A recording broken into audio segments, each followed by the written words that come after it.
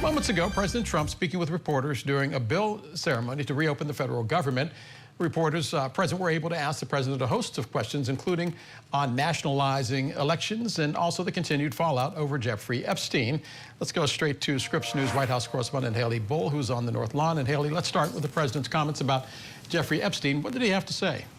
Ce matin, à Washington, D.C., le ministère américain de la Justice s'est retrouvé au cœur d'un épisode institutionnel inhabituel. Des informations ont fait état de pression exercée par le président Donald Trump pour obtenir la suppression de documents liés à Jeffrey Epstein, des dossiers qui font directement référence à son nom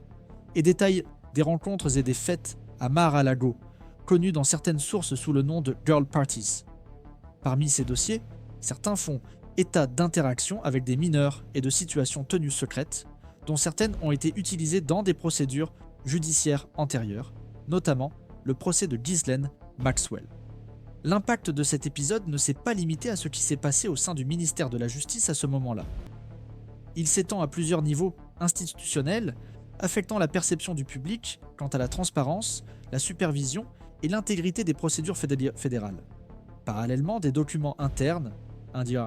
que Steve Bannon, ancien conseiller proche de Trump, entretenait des communications fréquentes avec Epstein au sujet de contacts internationaux, de rencontres avec des dirigeants étrangers et de stratégies politiques impliquant des pays comme le Brésil, ainsi que des discussions sur les élections américaines et les mouvements politiques mondiaux, y compris le suivi des gouvernements étrangers et le positionnement des personnalités politiques internationales. Ces interactions révèlent un réseau complexe de relations entre des individus, des institutions privées et des structures gouvernementales qui défient la supervision traditionnelle et ajoutent un des niveaux de complexité à la compréhension de l'épisode.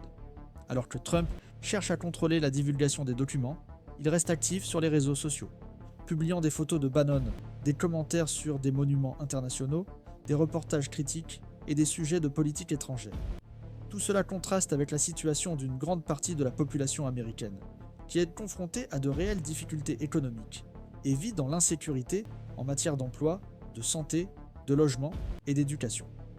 La production partielle des dossiers Epstein a mis en lumière plus de 50 victimes identifiées et des documents comprenant des images de mineurs, soulignant des questions sur l'éthique et la sécurité dans la divulgation d'informations par le ministère de la Justice. Dans le même temps, un nombre important de documents restent confidentiels et on estime que des millions de pages supplémentaires pourraient contenir de nouvelles informations pertinentes, ce qui maintient l'affaire ouverte et élargit le débat sur les limites légales, la confidentialité et la responsabilité institutionnelle.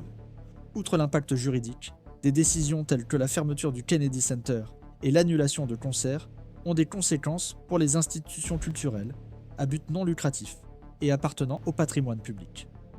D'anciens directeurs et observateurs soulignent que ces mesures n'étaient pas seulement administratives, mais qu'elles ont entraîné une centralisation du pouvoir sur les structures civiles et culturelles avec des effets financiers et opérationnels. Parallèlement, des entreprises privées telles que les parcs à thème Disney ont signalé une baisse du nombre de visiteurs étrangers, établissant un lien entre les mouvements politiques internes et les répercussions économiques et touristiques, démontrant que les décisions individuelles peuvent avoir des répercussions larges et interdépendantes, affectant les politiques, les entreprises et les institutions de différents secteurs. Des documents supplémentaires indiquent que Trump, tout en essayant d'exclure les références à son nom dans les dossiers Epstein, cherchait également à renforcer son image politique par des publications publiques, détournant ainsi l'attention des questions institutionnelles critiques. Des messages internes d'alliés, tels que Bannon, révèlent des coordinations stratégiques et une planification politique impliquant de multiples fronts et interactions avec des acteurs internationaux, mettant en évidence une complexité de relations qui dépasse la portée des décisions individuelles. Dans ce contexte, l'action de Trump représente non seulement un effort de contrôle sur les documents, mais expose également les tensions entre la transparence, la supervision institutionnelle et la capacité des acteurs privés et publics à influencer le fonctionnement des agences fédérales. Cet épisode démontre que chaque mouvement institutionnel, chaque décision administrative et chaque communication privée peuvent avoir des répercussions simultanées à différents niveaux du gouvernement, du secteur privé et de la perception publique, créant un environnement dans lequel la coordination et les tensions entre les différents acteurs deviennent essentielles pour comprendre comment les normes établies peuvent être modifiées de manière inattendue. L'observation de ces dynamiques exige donc une attention continue et contextualisée, en analysant comment les décisions individuelles et les mouvements stratégiques interagissent avec le fonctionnement des institutions, les normes juridiques et les précédents historiques. C'est grâce à ce suivi détaillé qu'il devient possible de comprendre les impacts larges et subtils des actions récentes, offrant au public une vision éclairée des changements dans le fonctionnement institutionnel et dans les relations entre les acteurs de différentes sphères du pouvoir. Même face à la complexité et au volume d'informations encore confidentielles, il est possible de percevoir des schémas d'influence, de coordination et de réaction qui aident à cartographier la manière dont les décisions des figures centrales interagissent avec les systèmes institutionnels plus larges. L'importance de suivre ces développements réside dans la compréhension de la manière dont des événements isolés, lorsqu'ils sont reliés entre eux, peuvent affecter les perceptions du public, les décisions politiques, les institutions culturelles et les structures juridiques, en fournissant une vision intégrée d'un scénario en constante évolution et sujet à de multiples interprétations. C'est dans ce contexte que cette chaîne cherche à offrir un suivi continu et une analyse fondée permettant de comprendre non seulement les faits, mais aussi les structures et les mécanismes qui façonnent le fonctionnement des institutions aux États-Unis. C'est dans ce contexte que l'analyse s'élargit, compte tenu de la convergence de multiples acteurs institutionnels et de la complexité des interactions juridiques, politiques et administratives qui se déroulent autour de l'épisode impliquant Donald Trump et les archives Epstein. Parmi les membres du Congrès, des membres du mouvement MAGA, tels que Carlos Jiménez et Pete Sessions, ont fait des déclarations publiques sur les conséquences politiques des récentes actions du président, notamment l'application de mesures coercitives à l'encontre de la population immigrée et les résultats inattendus des élections spéciales au Texas, où les candidats soutenus par Trump n'ont pas obtenu les résultats escomptés. Ces observations aident à comprendre comment des facteurs locaux, tels que la logistique électorale, le climat et la dynamique de campagne, se combinent avec les soutiens nationaux et les stratégies de communication, produisant des effets institutionnels qui vont bien au-delà d'épisodes isolés et qui interagissent directement avec la perception publique de la gouvernance et de la transparence. À partir de là, on peut constater que les décisions individuelles et les positions stratégiques ont des répercussions à plusieurs niveaux, reliant simultanément le pouvoir exécutif, le pouvoir législatif et les organes de contrôle, ce qui renforce la complexité d'un système qui dépend d'interactions précises entre les acteurs et les normes institutionnelles. Dans le même temps, la fermeture du Kennedy Center met en évidence la relation entre les décisions administratives et l'impact structurel sur les institutions culturelles. La cessation des activités, résultant de licenciements massifs, d'annulation de spectacles et de l'abandon progressif des programmes artistiques, a compromis le fonctionnement financier et culturel d'une organisation à but non lucratif qui agissait comme patrimoine public et mémorial des anciens présidents. D'anciens directeurs et observateurs, tels que Ben Folds, soulignent que ces mesures représentent un modèle de centralisation du pouvoir sur les institutions civiles et culturelles, avec des effets opérationnels et financiers,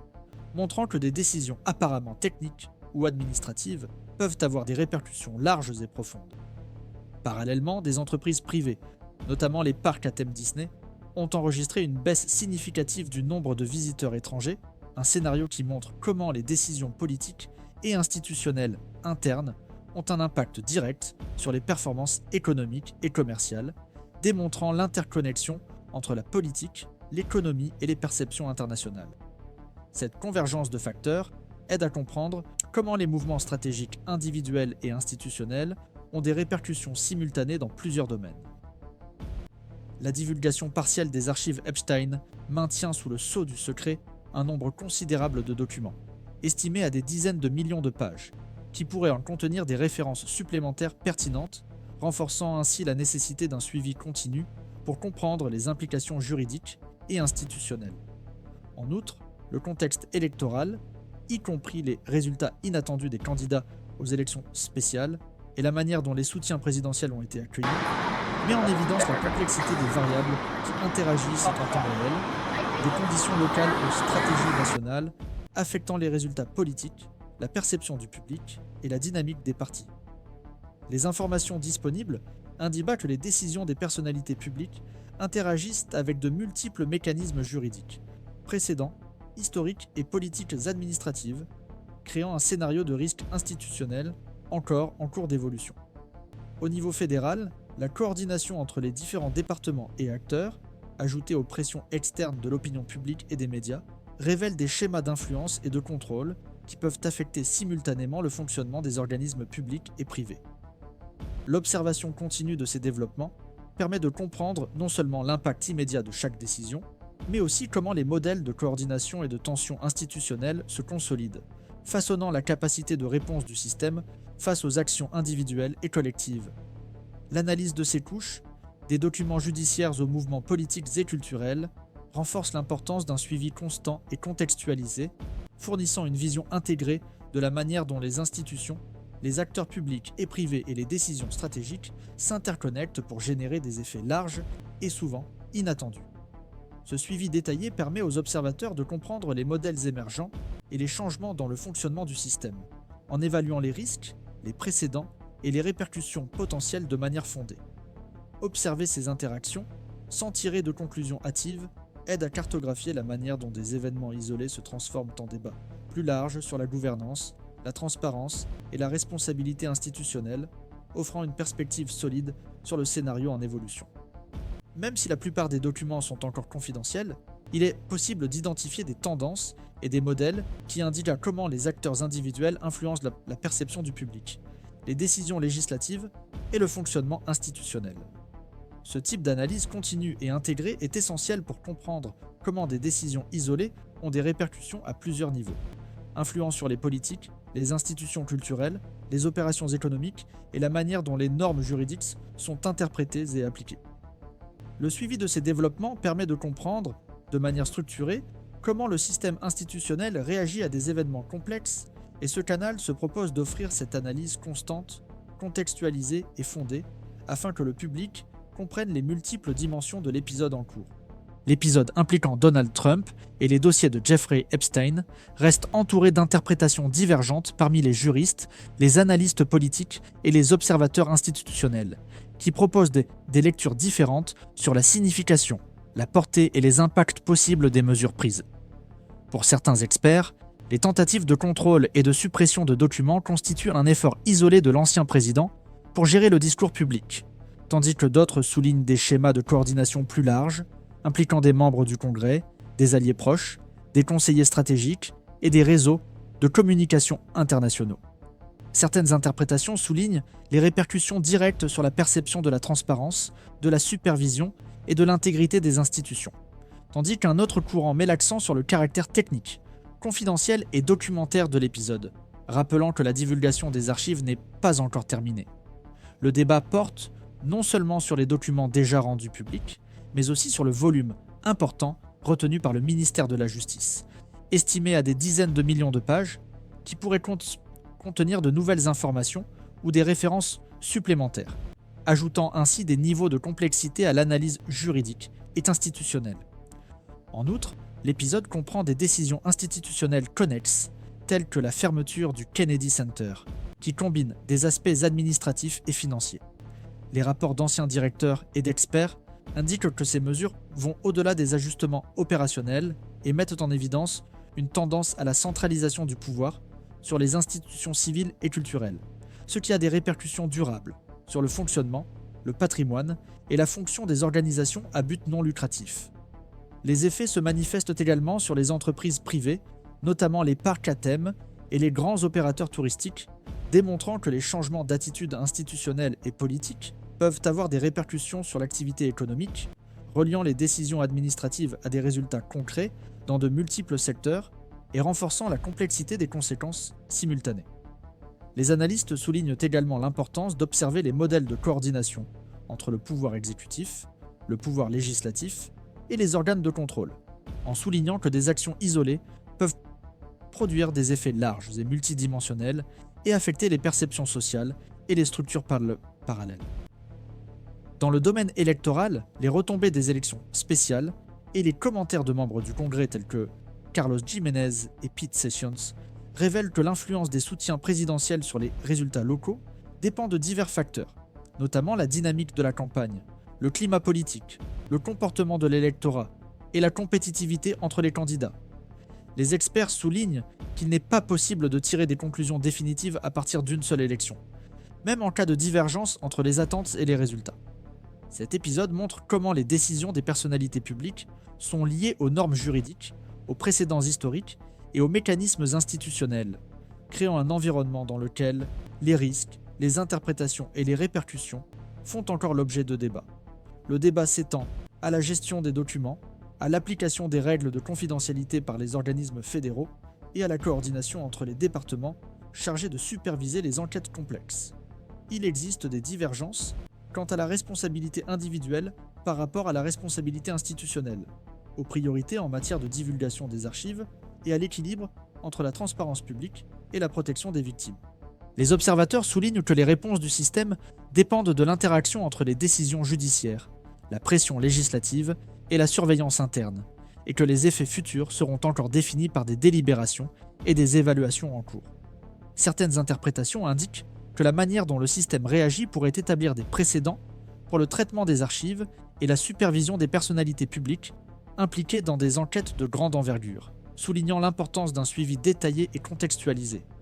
Même face à la complexité et au volume des informations encore confidentielles, il est possible de percevoir des modèles de coordination et d'influence, montrant comment les décisions individuelles interagissent avec les structures institutionnelles et ont un impact sur les politiques publiques, les institutions culturelles, les opérations économiques et la perception sociale. Ce scénario montre que le fonctionnement du système dépend de multiples facteurs, allant de l'interprétation des normes juridiques à la réaction des organismes de surveillance et des acteurs externes. Observer ces interactions de manière structurée, sans conclusion hâtive, permet de comprendre comment des événements isolés peuvent se transformer en débats larges sur la gouvernance, la transparence et la responsabilité institutionnelle, offrant une vision intégrée du fonctionnement institutionnel. C'est dans ce suivi continu et approfondi que cette chaîne cherche à créer de la valeur, en permettant au public de comprendre non seulement les faits, mais aussi les mécanismes, les précédents et les dynamiques qui façonnent l'évolution d'épisodes complexes au sein des institutions américaines, offrant un contexte solide et fondé pour des interprétations qui restent controversées.